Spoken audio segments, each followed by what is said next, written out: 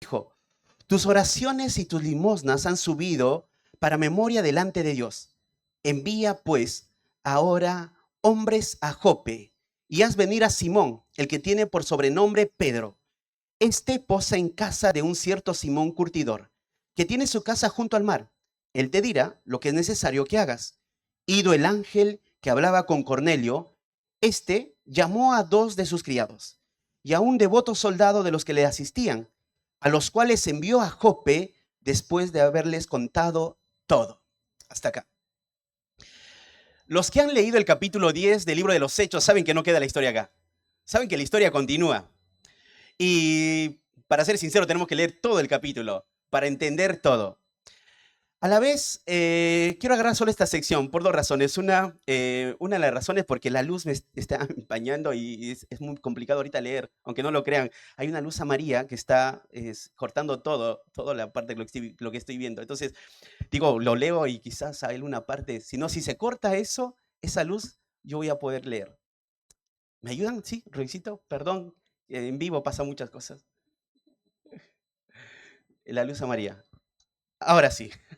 Sí, la luz me empañaba toda la lectura.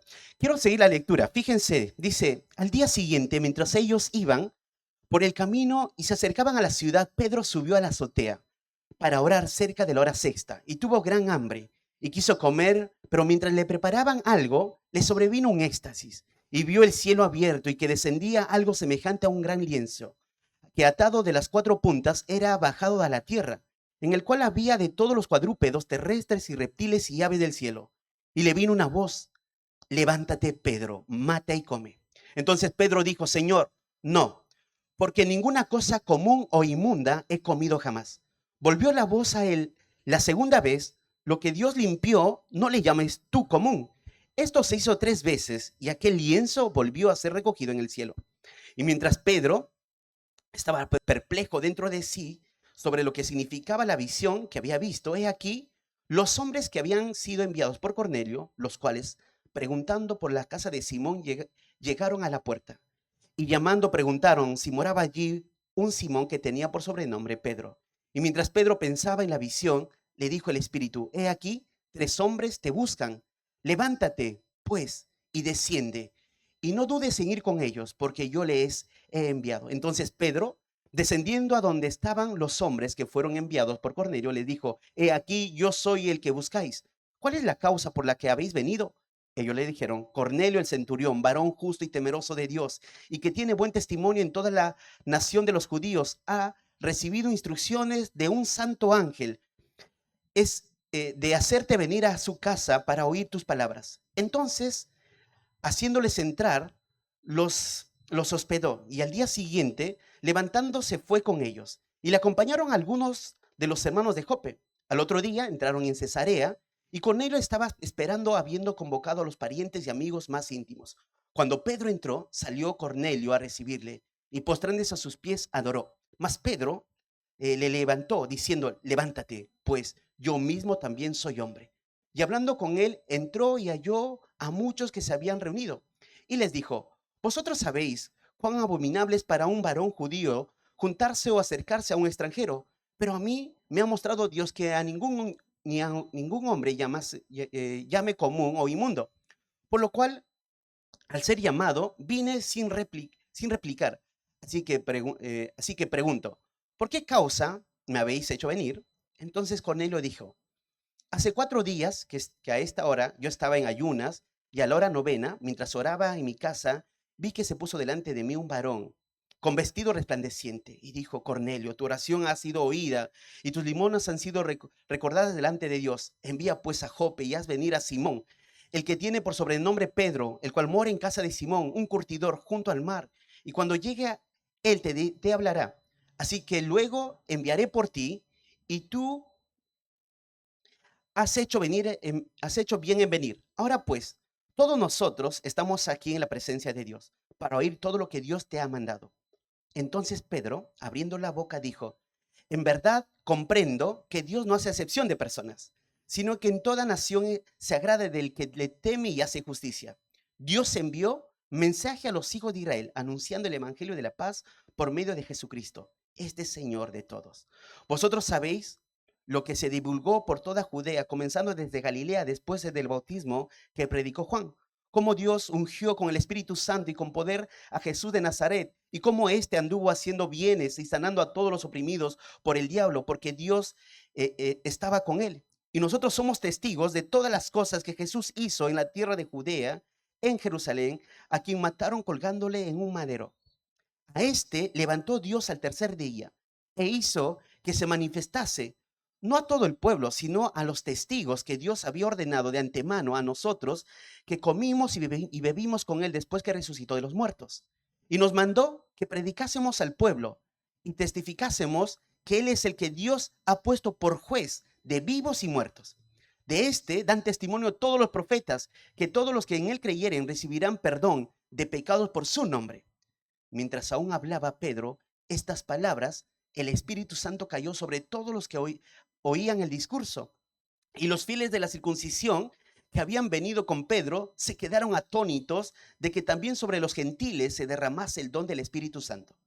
Porque los oían que hablaban en lenguas y que magnificaban a Dios. Entonces respondió Pedro: ¿puede acaso alguno impedir el agua para que no sean bautizados estos que han recibido el Espíritu Santo también como nosotros? Y mandó bautizarles en el nombre del Señor Jesús. Entonces le rogaron que se quedase por algunos días. Bastante largo la lectura, pero es importante e interesante. Bueno, es imposible ver todo el capítulo 10, ¿ok? Entonces, cuando encaré este capítulo, es necesario que podamos verlo en 4 partes. Pero estas 4 partes no están divididas y, como vieron, es solo una historia. Pero estas 4 partes nos van a ayudar a observar de manera más detallada todo lo que está aconteciendo ahora. Pero hay un tema general de estos 4 predicaciones que vamos a ver. Y el tema es el Dios que no hace acepción de personas. Ese es el tema. El Dios que no hace acepción de personas. Y lo que vamos a ver en primer lugar va a ser un mensaje trascendental a un hombre piadoso. Un mensaje trascendental a un hombre piadoso. Y desde el versículo 1 al 8. Y luego vamos a ver el instrumento que dirige y usa el Señor. Eso vamos a ver, si Dios lo permite, después, en otro domingo. Luego vamos a ver la convocación para oír el mensaje del Evangelio. Y en último lugar vamos a ver el poder del Evangelio manifestado en los que oyeron el mensaje. Esos cuatro mensajes lo vamos a ver de aquí en adelante. Por lo tanto, déjenme poder ver dónde estamos parados en toda esta historia. El libro de los Hechos, como les dije al inicio, lo escribe un hombre llamado Lucas y lo hace a Teófilo. Teófilo es un gentil. Y lo que va a ver Teófilo es trascendental, no solo para Teófilo, sino tiene que ver también para todo creyente que es fiel en ver la historia de cómo empezó la iglesia. Porque algunos han sugerido que Hechos 10 es como la bisagra para ver de ahí en adelante todo lo que Dios va a hacer hacia el mundo gentil. Y es verdad. ¿Tú te recuerdas un pasaje, por ejemplo, que dice en Génesis 2, 12, 3? Cuando dice: bendeciré a los que te bendijeren y a los que maldijeren te maldeciré, y serán benditas en ti todas las familias de la tierra. Claro, tú dices, pero ¿qué tiene que ver este pasaje con lo que estamos viendo aquí en el libro de los Hechos? Bueno, tiene mucho que ver. ¿En qué sentido tiene que ver? Bueno, Dios tenía un plan para el mundo entero. Y cuando tenía ese plan para el mundo entero, Dios decidió llamar a Abraham y hacer una nación. Y a través de esa nación, que su nombre sea conocido. Y que de las demás naciones sean benditas a través de lo que se iba a decir a su propio pueblo. Bueno, hemos visto en la historia con algún momento cuando se enseñó algún libro del Antiguo Testamento cómo fracasó en esto Israel. Pero Dios no ha dejado de lado su plan. Dios tiene un plan para el mundo gentil. Y lo vamos a ver ahora. Entonces, lo que Dios ha hecho, si vamos más adelante ahora en la historia, es que Dios manda a su hijo, y eso sabemos. Lo hemos estudiado en el libro de Mateo. El rey vino, y el rey estuvo en medio de todo su propio pueblo. Pero a lo suyo vino, y los suyos no lo recibieron. Eso lo vemos en el Evangelio de Juan. Entonces, cuando el pueblo no lo recibe, pero bueno, Dios por un momento desecha a su pueblo y va a continuar su plan sobre su pueblo. Pero Dios tiene un plan a través del evangelio para el mundo gentil. Y si recuerdas este pasaje, en Hechos 1:8, que cuando hemos estudiado, dice, pero recibiréis poder cuando haya venido sobre vosotros el Espíritu Santo y me seréis testigos en Jerusalén, en Judea, en Samaria y hasta lo último de la tierra. Fíjate esto, fíjate en todo el panorama de Dios. Fíjate que Dios tiene un plan para la humanidad. Dios tuvo un plan cuando creó al hombre porque quería tener una relación con el hombre, pero el hombre decidió pecar. Pero su plan no se vino abajo, sino Dios siguió revelando su plan que en la eternidad lo había ya diseñado. Y ese plan se ha observado aún desde la caída, desde esa profecía en Génesis 3:15 hacia adelante. Y ha entrado en ejecución su plan. Cuando el Cordero vino, murió en el Calvario. Y de ahí en adelante sigue el plan de Dios para salvar al hombre. Y ahora, testigos que están allí son 12 testigos. Obviamente Judas ya no está, Matías es el 12º. Estos testigos ahora tienen que ser fieles en proclamar la verdad, proclamar el evangelio. Y han empezado siendo obedientes en Jerusalén, en Judea, en Samaria, pero ahora falta hasta lo último de la tierra. Y Hechos capítulo 10 es esa bisagra para ver cómo Dios ahora va a llevar su mensaje a través de hombres comunes y sencillos para que oigan el evangelio. Entonces, vamos a ver de aquí en adelante cómo todo esto va a pasar. Pero antes de ver esto, también tienes que pensar lo que esto va a significar para Cornelio. Cornelio es el que va a ver esta historia. Y Cornelio no va a dejar de ver que el Cristo siga haciendo su obra.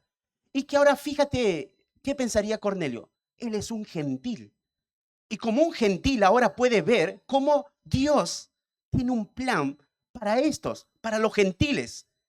Ahora, no solo eso, sino quiero que veas en la historia cómo estos testigos han sido fieles. Pedro, hemos visto a Pedro desde el inicio y ahora otra vez está Pedro. Y el historiador Lucas nos puso Pedro y Juan, y luego vimos a Felipe, pero antes de Felipe vimos a Esteban, el gran mártir, luego a Felipe, y luego de Felipe vemos cómo Dios salva a Saulo. Y pareciera que ya nos íbamos a meter en la historia de Saulo, pero otra vez nos trae la historia de Pedro. ¿Y por qué toda esta revuelta de personajes? Bueno, yo les había dicho en un momento que el libro de los Hechos no es una biografía de ningún discípulo. El libro de los Hechos es para observar la obra de Cristo que está haciendo en la tierra a través de la iglesia. Y está usando hombres comunes, sencillos, para que el evangelio se extienda. Y ahora Pedro sigue siendo ese portavoz para los judíos, para los samaritanos y ahora para el mundo gentil. Ese Pedro iba a hacer esto, porque Jesús le había dicho, a ti te daré las llaves de los cielos. Y ahora Pedro iba a tener la oportunidad de llevar el evangelio. Bueno, de esto tendría que ver de una manera, de todo el contexto de lo que vamos a ver ahora. Bueno, acá está Cornelio. Y vamos a ver entonces este primer punto, un mensaje trascendental para un hombre piadoso. En primer lugar, un hombre devoto de mucha influencia. Un hombre devoto de mucha influencia. Si te fijas cómo inicia, dice el versículo 1, había en Cesarea un hombre llamado Cornelio, centurión de la compañía llamada La Italiana. Y te dice piadoso, temeroso y da algunas descripciones más. Cuando los narradores te dan detalles de la escena, son valiosos porque uno puede ponerse y como imaginarse todo lo que va a implicar para Cornelio esto y para Teófilo saber esto. Recuerda que Teófilo es un hombre importante en el mundo romano. Entonces, lo que está pasando acá, Teófilo lo sabe muy bien. ¿Quién es un centurión? Entonces, piensa esto. Dice así, dice, había en Cesarea un hombre llamado Cornelio.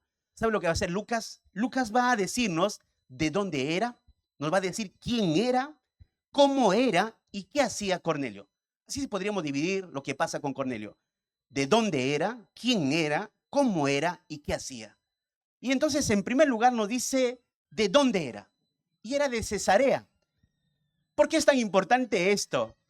Porque ya si la lectura te dice era un hombre temeroso de Dios, pero te pone Cesarea, tienes que entender que Cesarea no era un lugar apacible, un lugar tranquilo, para que haya muchos hombres con estas características.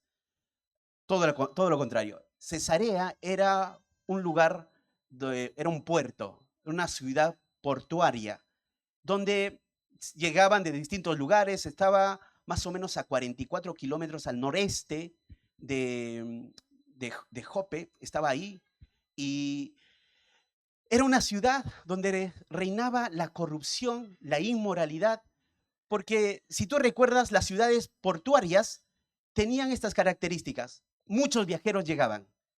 Y no solo eso, sino al ser que muchos llegaban a esos lugares, Roma tenía un deseo grande de controlar todas esas zonas, porque tenían recursos de ahí, todos los impuestos que se podía ganar. Entonces había colocado soldados en ese lugar. Se cree que había más de 7,000 soldados. Una legión podía llegar a tener 6,000 a 7,000 soldados. Bueno, Cesarea era una ciudad entonces importante. Era una ciudad importante, como hay un historiador que se llama Justo González. ¿Sabes qué dice él? Había en aquella ciudad judíos ortodoxos y nacionalistas que, en un sentido, estaban allí bajo el gobierno romano y practicaban costumbres romanas. O sea, el historiador nos dice que aún la influencia había llegado aún a estos judíos ortodoxos. Era tan grande la influencia que cualquiera podría perderse o vivir como quiere, pero la historia, como ves, no va a pasar esto en este hombre llamado Cornelio.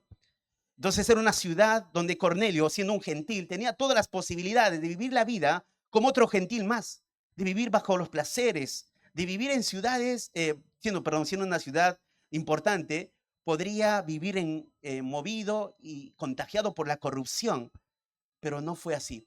Es más, sería una ciudad propicia, ideal para cualquier hombre perdido, para que su corazón se vaya tras los placeres, porque era una ciudad así. Pero la descripción que hemos visto, Cornelio no es así. Sino al contrario, nos dice ahora quién era Cornelio. Dice que era un centurión. Y bueno, ya sabe lo que es un centurión, pero ¿por qué es importante también esto del centurión? Lo que Lucas está pintando no es el lugar donde era, cuál era el oficio que tenía. Y el oficio que tenía es importante, porque al ser centurión era un hombre de influencia. Al ser centurión tenía personas debajo de él, tenía soldados, 100 soldados. O sea, si había 7,000 soldados, había 70 centuriones.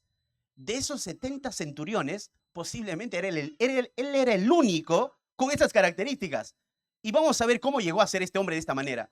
Pero era un centurión así, un centurión que tenía influencia sobre otros. Pero la influencia que él tenía hacia otros fue de manera buena, porque vamos a ver que cuando él llama a alguien, dice llama a un soldado devoto también, como él mismo era. Entonces era un hombre que influenciaba de cierta manera a bien. Y en la Biblia vemos a muchos centuriones. No sé si recuerdas la historia del centurión que estuvo junto a la cruz, el centurión que llevó a Pablo a Roma. Bueno, siempre están estos personajes dentro de la Escritura. Entonces, el ser centurión tenía enormes ventajas para vivir como a él le placiera. Pero ¿saben qué? Él no vivió así. Por más que tenga los recursos o por más que tenga influencias, este hombre vivió diferente. No era un pagano. Porque si ves, no dice nada de eso, Lucas. Al contrario, te dice la vida devota que tenía. Fíjate, dice piadoso. Un gentil pero piadoso. Esto ha traído mucho conflicto a la hora de la interpretación del texto. Porque de aquí en adelante puede partir a pensar, entonces cualquiera, o sea, una persona puede guardar su religión y ser buena y puede, a través de lo que hace, de sus obras, ser salvo. Pero tenemos que ver con lupa esto. Este hombre no está perteneciendo o no es parte de una religión más. Este hombre es piadoso porque ha abrazado la fe judía. Este hombre es un prosélito. Muchos sugieren que Cornelio no es un prosélito que se haya circuncidado, porque más adelante, cuando le increpan a Pedro, le van a decir, ¿por qué entraste a una casa de incircuncisos a comer? Es probable que este centurión no haya sido circuncidado, Pero el hecho que no haya sido circuncidado no le quita a este hombre que haya abrazado de manera sincera toda la fe de los judíos. Era un prosélito. Y si no fue circuncidado, entonces no podía tampoco, obviamente siendo gentil, ofrecer sacrificios y nada por el estilo. Pero se puede ver que este hombre era piadoso. ¿Y sabe lo que significa piadoso? Esta idea de piadoso describe a uno que tenía una adecuada veneración, un hombre religioso, alguien que practicaba lo que pasaba. Ahora, fíjate en Hechos 2.5. Ahí en Hechos 2.5 se describe, por ejemplo, a judíos.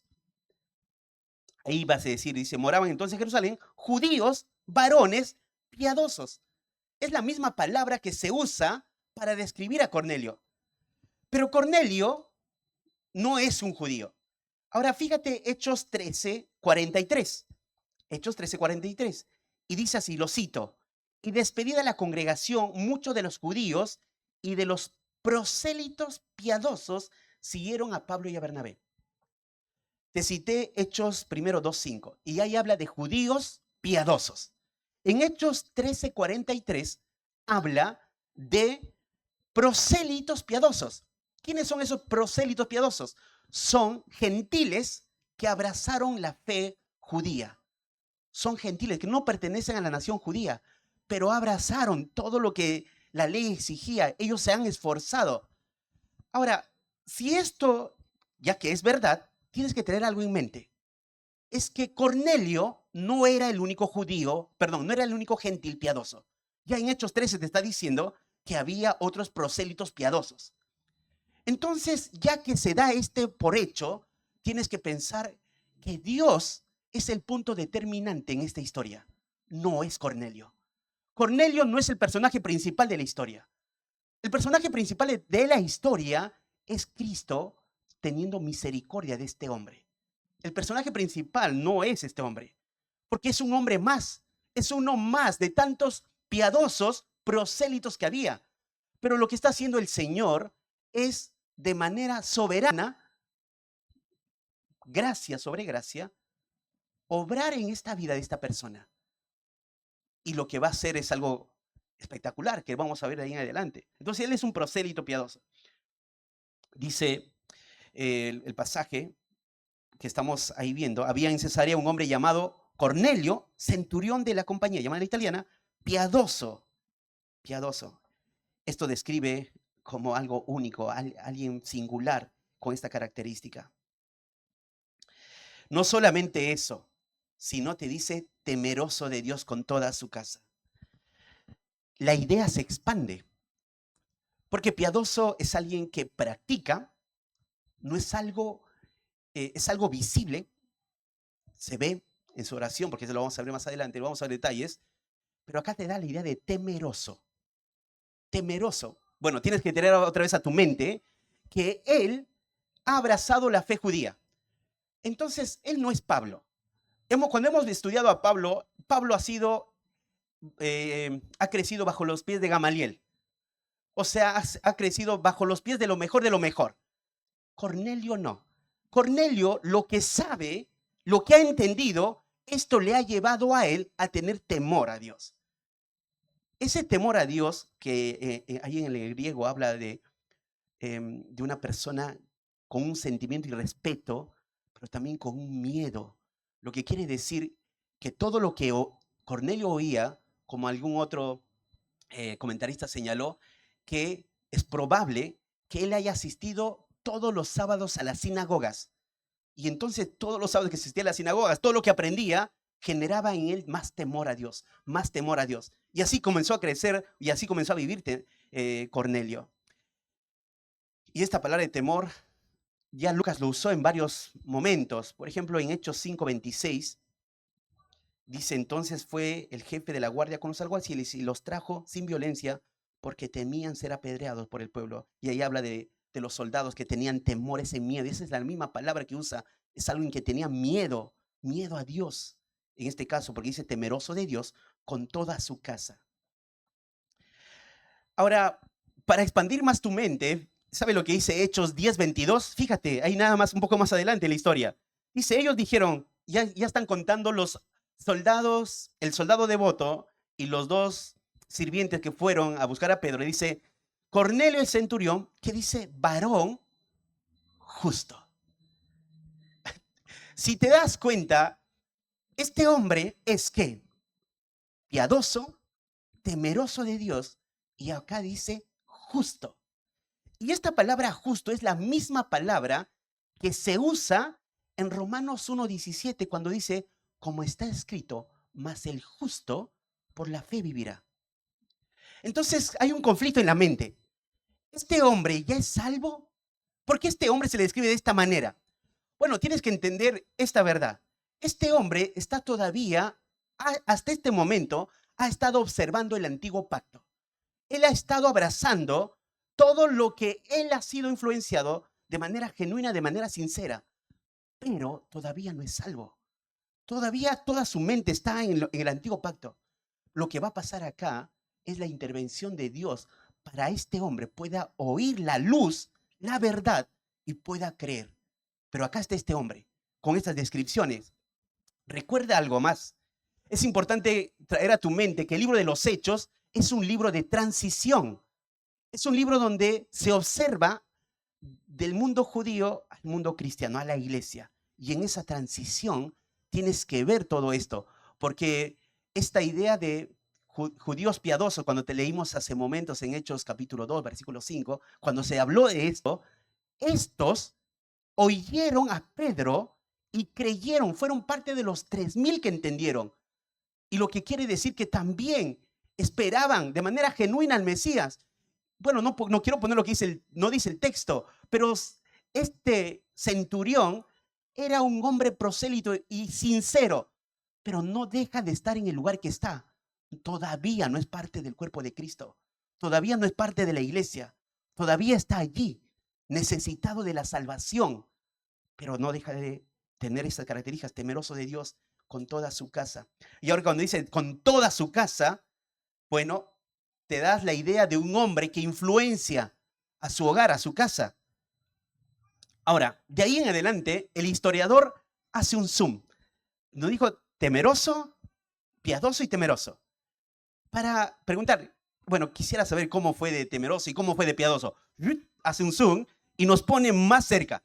Y te dice así, dice que hacía muchas limonas al pueblo. Esto te habla de su piedad. Este hombre no estaba en un sentido viendo todo lo que tenía para sí mismo, sino se veía su piedad, ¿qué haciendo? Dando a la gente. Entonces acá ves a Cornelio en relación, la relación que tuvo con los demás. Y esta idea que hacía es que continuamente él practicaba esto, el dar esto como donación, aportaba a personas que no tenían. Entonces su generosidad era conocido porque más adelante los que fueron a Pedro a decirle, dicen, él ha hecho bien y todo el pueblo de Israel tiene buen testimonio. ¿Saben quién es Cornelio? Todos los israelitas de esa zona saben quién es él. Bueno, pero ¿qué más es? Y en esta idea de ese zoom que hace, es Cornelio en su relación con Dios, dice, y oraba a Dios siempre. Y esa idea de oraba a Dios, bueno, otra vez tiene que traer a tu mente, él es de todo lo que he entendido hasta ese momento, con la luz que ha vivido, ahora está actuando así, ora a Dios. No se nos cuenta cuál es la oración que tiene, no se nos dice cómo ora, pero hace oraciones. Entonces, seguramente ahora estás con varias cosas en la mente, si me has seguido con todo. Puedes pensar entonces, ¿es salvo, es parte de la iglesia? No, no es salvo ni parte de la iglesia. Este hombre necesita la salvación. Ahora, ¿por qué? Bueno, los detalles pintan de manera espléndida que a pesar que una persona posee todas estas características, no es sinónimo que pertenece al reino de Dios. Eso no te habla de eso. Ahora tienes a un hombre que va como Cornelio, bueno, decía esto, que no pertenece al reino de Dios. Y pensaba en esta pregunta, ¿una persona con estas características tiene derecho a la salvación? ¿Por qué el Señor le salva? Porque ha ido lo más cerca posible. Entonces, se pueden salvar las personas. Entonces, con esfuerzo, el Señor les va a atender. Tendríamos que ver la historia del libro de los Hechos, no para sacar doctrinas, sino observarlas en la transición. Las doctrinas están en las epístolas y las epístolas establecen, como el libro de Romanos, la condición del hombre. El hombre está muerto en sus delitos y pecados, dice Efesios capítulo 2, versículo 1. Está separado de Dios. Ahora tienes que ver en esa transición que él es un prosélito que ha abrazado la fe judía, que está esforzándose de lo que ha entendido él. Por lo tanto, podríamos pensar lo que un comentarista dice, y quiero señalártelo qué es lo que dice él. Dice así, John MacArthur dice así: él había vivido a la luz que tenía y Dios estaba a punto de darle más. Él había vivido conforme a la luz que tenía y Dios estaba a punto de darle más. Recuerda, la transición es un prosélito.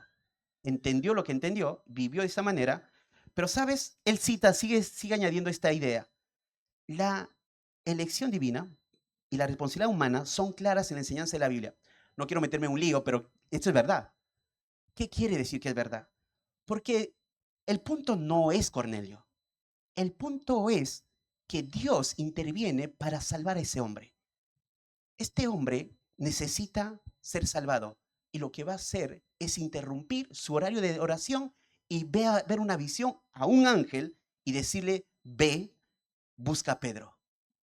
Bueno, pero aún a la vez, esto lo que dice es verdad, la responsabilidad del hombre. Porque Dios manda al hombre que se arrepienta, que crea. Entonces, cuando salimos a predicar el evangelio, ¿qué le decimos a las personas? Arrepiéntanse, arrepiéntanse. Pero ¿a base de qué? A base del evangelio. Su condición que está perdido necesita abandonar sus pecados, humillarse. Hay una responsabilidad. No anula, porque hay muchos pasajes que te hablan que el hombre tiene que arrepentirse. Pero no es a base de solamente una palabra, sino es a base de una verdad. La verdad de su condición, que está muerto. Y ahora entendiendo que está muerto, obviamente el Espíritu Santo ya está obrando, así mostrando la condición en la que está la persona. Y la obra de salvación es un milagro. Ahora, ¿sabes cómo termina este comentario? Dice, la salvación tanto es llevada a cabo por Dios como ordenada a los pecadores. Aunque nuestra comprensión es limitada, no nos permite armonizar estos dos aspectos, no hay conflictos en la mente de Dios. Lo que dice MacArthur es verdad. Dice, aunque esto es verdad, y nuestra mente no podemos concebir las dos cosas, bueno, nuestra mente es finita. La mente de Dios, no hay ninguna lucha ahí. Dios es infinito. Dios es Dios. Por lo tanto, desde ese punto podemos ver, este hombre está separado de Dios. Entonces, a pesar de la sinceridad de Cornelio y de su devoción al Dios verdadero, no podía ser salvo apartado de una correcta comprensión del evangelio. No podía. Necesita oír. Entonces, cuando pensaba en esto, quiero decirte lo siguiente. No importa cuán sincero tú seas, eso no importa. No importa cuánto hayas hecho por personas, no importa cuánto has pasado orando y clamando a Dios, no importa de qué manera sincera sea tu devoción, a no ser que oigas el evangelio. Y este hombre necesitaba oír el evangelio. Por eso le va a decir, ve, llama a Pedro. Y no termina ahí. Fíjense, quiero citar un pasaje en Romanos 3:19, dice, pero sabemos que todo lo que la ley dice, lo dice a los que están bajo la ley, para que toda la boca cierre y todo mundo quede bajo el juicio de Dios. Bueno, si Cornelio observó bajo la ley, dice, tenía que observar esto, que está bajo el juicio de Dios. Y nadie puede ser salvo por guardar la ley. Nadie. Porque la ley solo revela nuestra condición, que somos pecadores. Por lo tanto, aunque Cornelio tenía todos estos distintivos, aún no pertenece a la iglesia, al cuerpo de Cristo. Todo lo que había abrazado el judaísmo tenía su total y completo cumplimiento en la persona de Jesucristo y él necesitaba observar esto. Cornelio, entonces, tenía que ver todo esto. En segundo lugar, un mensaje trascendental para un hombre piadoso. En segundo lugar, la intervención del mensajero de Dios, desde el versículo 3 al versículo 6. Mientras ya se nos describió quién era Cornelio, ahora, ¿cómo pasa todo esto? Dice, este vio claramente en visión cómo a la hora novena del día que un ángel de Dios entraba donde él estaba y le decía Cornelio. A la hora novena del día. Hemos visto en el libro de los Hechos que los judíos tenían tres horarios de oraciones. Entonces, podemos seguir afirmando que Cornelio practicaba de manera legítima, o sea, para él como prosélito, todo esto. Y a la hora novena del día es a las 3 de la tarde. Y a las 3 de la tarde pasa dice, este vio claramente en visión, en una visión. Ahora, cualquiera podría pensar, si fuese a las 3 oraciones, 9 de la mañana, 12 del mediodía, 3 de la tarde, la primera oración, 9 de la mañana, no, se levantó medio dormido y fue un sueño. Al mediodía no tuvo hambre. No, cualquier cosa. Para refutar todo esto, pasó, ¿sabes a qué hora? A las 3 de la tarde. Y a las 3 de la tarde está en su juicio cabal este hombre y está haciendo lo que siempre hacía, orar. Es más, la hora novena del día era la hora donde todos los judíos iban a orar. Era el momento más concurrido para orar. Y esto es lo que está pasando acá. O sea, en esa práctica de este hombre, Dios interrumpe eso. ¿De qué manera? Enviando a un ángel. Dice, este vio claramente en una visión como a la hora novena del día que un ángel de Dios entraba donde él estaba y le decía, Cornelio, un ángel de Dios. Bueno, te vuelvo a decir lo que he repetido y una vez más, el punto no es Cornelio, Dios. ¿Y cómo lo ves acá? Porque aquel ángel de Dios es el que entra. Cornelio está haciendo una práctica más de su vida religiosa, pero el ángel entra. Lo que quiere decir que Dios está interviniendo, mandando a este ángel. Ahora, también podríamos pensar en el tiempo. ¿El tiempo de qué? No se trata de la hora novena del día, aunque te señalé que es un momento oportuno para que nadie diga que fue un sueño, sino se trata del plan soberano de Dios para salvar al mundo gentil al tiempo determinado. Pudo haber sido después, pudo haber sido otra persona, pero Dios lo determinó así. Dios decidió que Cornelio sea, como viste en el capítulo 13, había más prosélitos piadosos, pero Dios deseó que este hombre oiga el evangelio y el tiempo oportuno fue que Pedro sea, ya que estaba en Jope, en un sentido, Dios lo planificó aún a eso, que Pedro quede en Jope, que estaba a 44 kilómetros de este lugar. Entonces, el tiempo oportuno. Y esta idea del ángel de Dios, un ángel de Dios que es importante, porque este ángel es un mensajero más. Y vas a ver a los ángeles siempre trayendo mensajes. Mensajes. Y en tercer lugar, en cuarto lugar, pensaba en un trato personal. Cornelio no estaba con toda la familia y se presentó a todos los devotos, sino se presentó a Cornelio, personal. Cuando piensas estos detalles, bueno, sí, pensamos que hay un mensaje de parte de un ángel, viene, es un tiempo determinado, Dios está interviniendo y trata de manera personal. Y esto no ha cambiado en un sentido. El Señor trata de manera personal con cada uno. O sea, estás acá, veniste y veniste acompañando quizás a tu familia, pero Dios trata de manera personal con cada uno de nosotros. Y con Cornelio está tratando de manera personal. Y tiene un mensaje para decir este ángel. Y le dice el versículo 3, este vio claramente en visión, como a la hora 9 del día, que un ángel de Dios entraba y le decía, Cornelio. Él, mirándole fijamente y atemorizado, dijo, ¿qué es, Señor? Esto otro ha traído también mucho para hablar, porque Cornelio dice una palabra que Saulo lo usa cuando ve la luz camino a Damasco y usa la misma palabra, curios. Y Cornelio usa esa misma palabra, curios, pero usa esa palabra viendo al ángel. Entonces uno piensa, ¿cómo le va a decir esa palabra a este ángel? Él no es el Señor, es un ángel. Y sí, es un ángel. Entonces, ¿por qué le dice Señor? Bueno, porque le dijo Señor. No hay que hacer un problema de eso. Entonces, ¿cómo lo puedo pensar de una manera más apropiada? Bueno, cuando pensaba esto, tienes que pensar quién es Pablo. Pablo no es Cornelio, te dije. Pablo tiene toda la instrucción y sabe quién es Dios.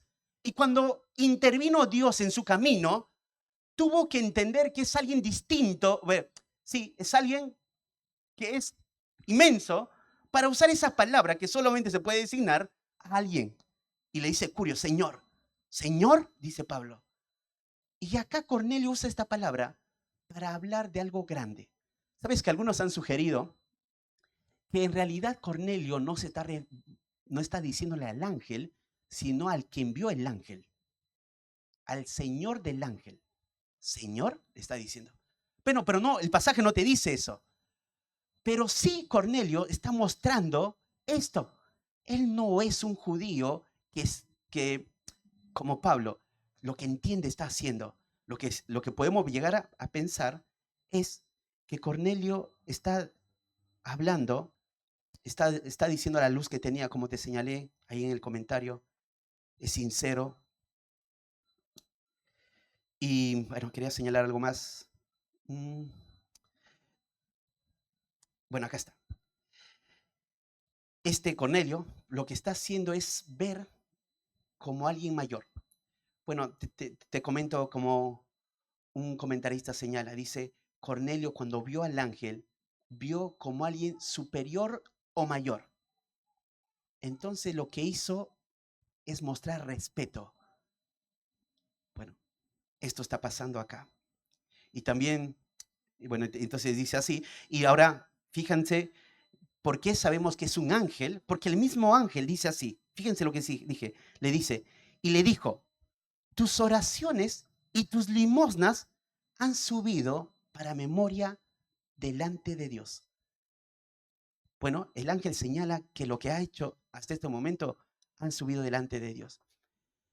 Y esto otro ha traído mucho conflicto también, diciendo, ¿se dan cuenta?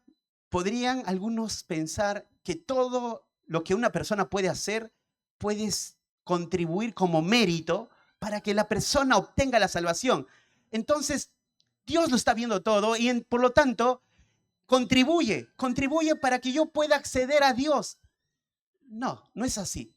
Otra vez tienes que pensar la transición. Otra vez tienes que pensar que es un libro histórico. Y tienes que pensar en las cartas como las doctrinas que están ahí establecidas. A la vez, tienes que pensar que cuando dice acá, tus oraciones y tus limones han subido a memoria delante de Dios, otra vez, ¿sabes a quién señala? A Dios. Es Dios el que, a ver, pensemos de esta manera. En el capítulo 13 se menciona que había muchos prosélitos piadosos. Si eran prosélitos piadosos, ¿crees que no oraban a Dios? Sí, también oraban. Y entonces Cornelio es uno más que ora.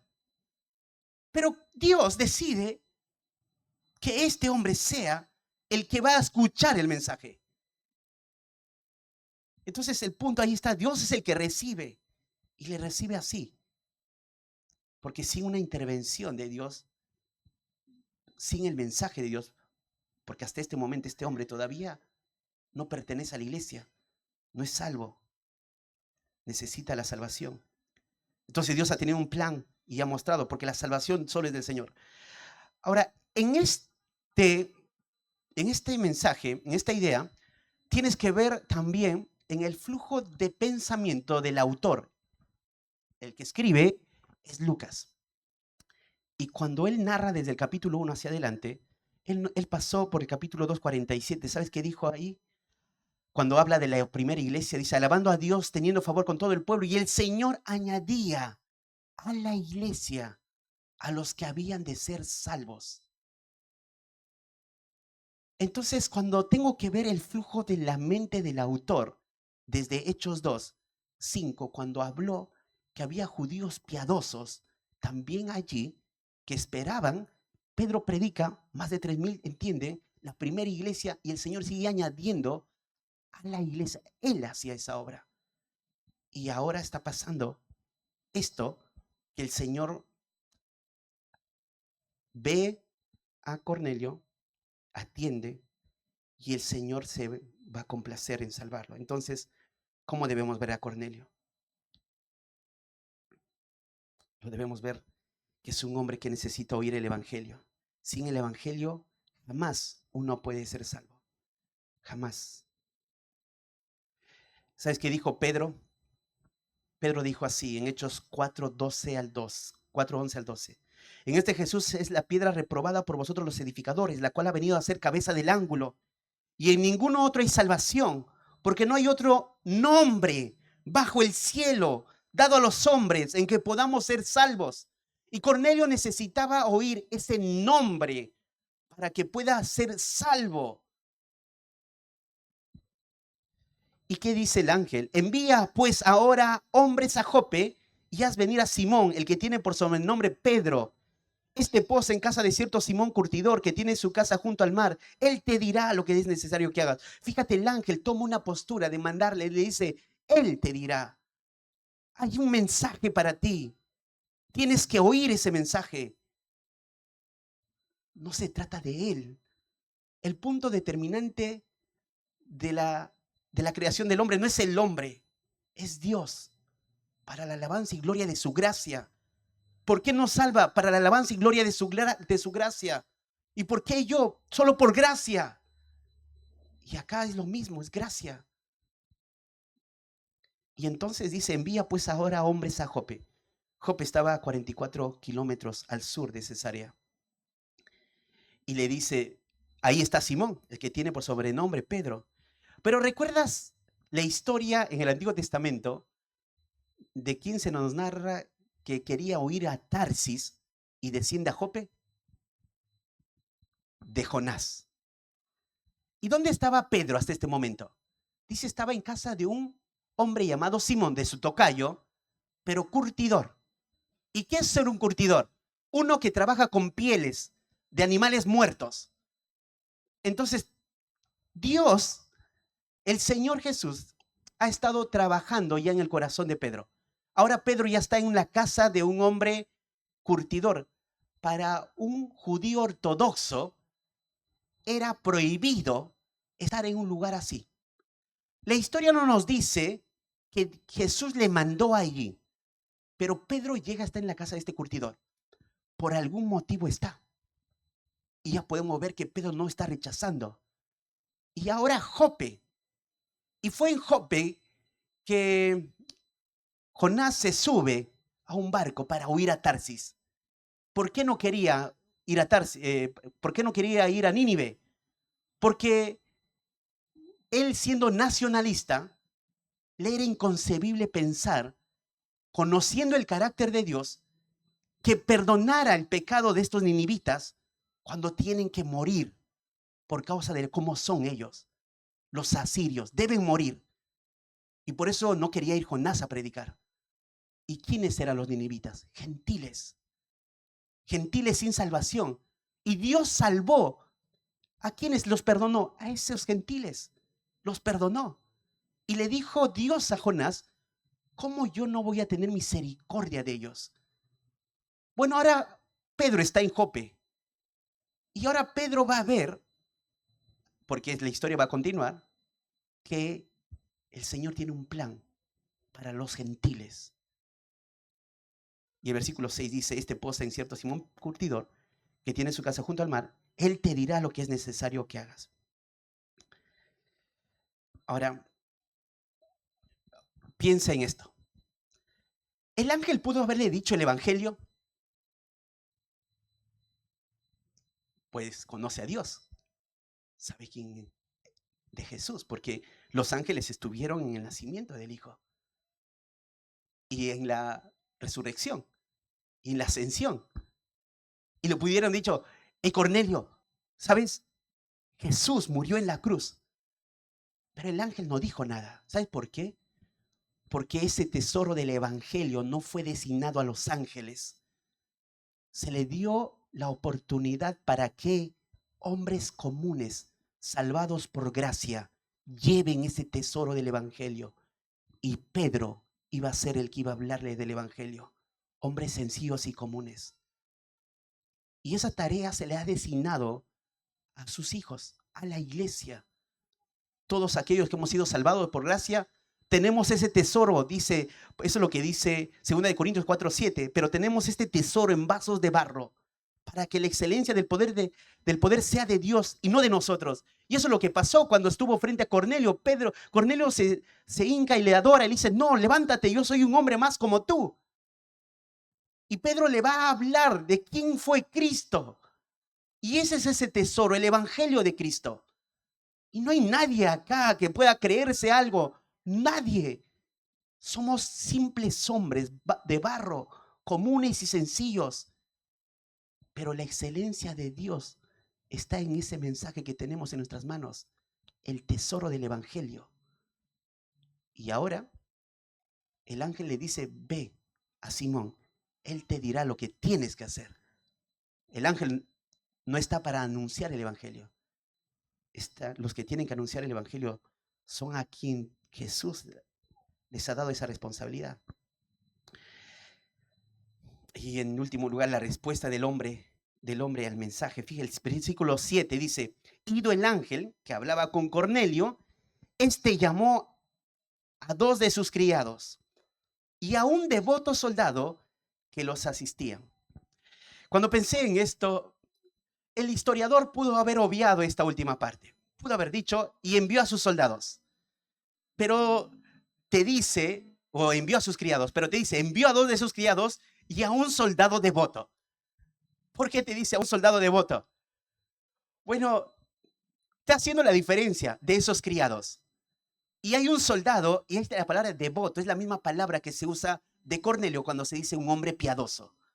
O sea, es otro hombre, como Cornelio es el centurión, pudo haber transmitido todo lo que él ha aprendido del judaísmo a toda la casa, a todos los soldados, algunos soldados. Y este es un soldado que, así como Cornelio, era piadoso. Pero ¿por qué es importante para Cornelio esto? Porque este mensaje es especial. Porque hasta este momento, Cornelio seguramente nunca vio a un ángel. Y era la primera vez que ve a un ángel. Y todo lo que escucha del ángel ahora es importante. Y lo que va a buscar va a ser a hombres sirvientes, pero ahí este mensaje tiene que llegar sí o sí. Entonces busca a este devoto. Y van a ir y le van a decir a Pedro tal cual es. Y por eso está este hombre ahí, un soldado, devoto soldado de los que asistían, a los cuales envió a Jope después de haberles ¿qué? Contado todo. Contado todo. ¿Y sabes qué pasó después? Lo vamos a ver más adelante. Hasta acá llegó la historia de este hombre.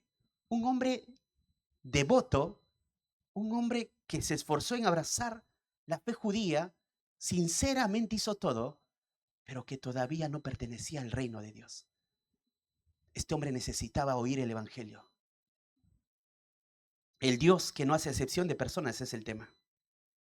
Hechos 1:8, recibiréis poder cuando haya venido sobre vosotros el Espíritu Santo y me seréis testigos en Jerusalén, Judea, Samaria, hasta el último de la tierra. Hechos 10 es el inicio, la apertura, para que de ahí en adelante, pero alguno podría decir, pero el etíope no fue un gentil. Sí, fue un gentil. Pero acá es la bisagra para que ahora se abra el evangelio a todo el mundo gentil. Y Pedro iba a ser el primero. Y si no te has dado cuenta, somos gentiles. Y llegó a nosotros el evangelio. Pablo, ¿sabes qué dijo? Dijo así. Cuando él le escribe la carta a los colosenses, dice así, donde no hay griego ni judío, circuncisión ni incircuncisión, bárbaro ni escita, siervo ni libre. Ya no hay una distinción. Ya no hay, dice, griego ni judío. Ya no hay gentiles ni judíos. Ya no están de estos que estuvieron en el pacto a través de la circuncisión, y los que no, te decía que probablemente Cornelio no lo fue por la forma como le dicen, ¿por qué has posado en casa de por qué has comido en casa de incircuncisos? Pero ya no hay más distinción. Bárbaro ni escita. ¿Qué eran bárbaros? Aquellos que no se les podía entender lo que hablaban. Eran tardos al hablar. Ya no hay esa distinción. No hay clases sociales. El Señor ahora ha salvado a todos aquellos que crean en Él, a todos aquellos que se arrepientan y crean. ¿Y cuál es el mensaje que va a escuchar Cornelio? Bueno, es Jesucristo. Es Jesucristo. Si alguno aquí por primera vez está viniendo a visitarnos y por primera vez está escuchando todo esto y quizás no ha seguido varias cosas que hemos hablado y no la ha estado quizás captando con todo, pero esto es importante que escuches. Cornelio, sí, como vemos, un prosélito sincero, estaba esperando al Mesías. Y el Mesías ya había muerto para este momento y había resucitado. Quiero decirte que ese Mesías es Jesús. Murió en la cruz y murió por tus pecados y mis pecados. Y Él manda. Dios dice, Pablo dice, manda a Dios que se arrepientan. Jesús predicó eso, arrepentíos. Pedro lo dijo lo mismo, arrepentíos. Y esto es lo mismo, arrepiéntanse de sus pecados y crean en Cristo como su único Señor y Salvador. Padre, te damos gracias. Gracias por tu palabra, Señor.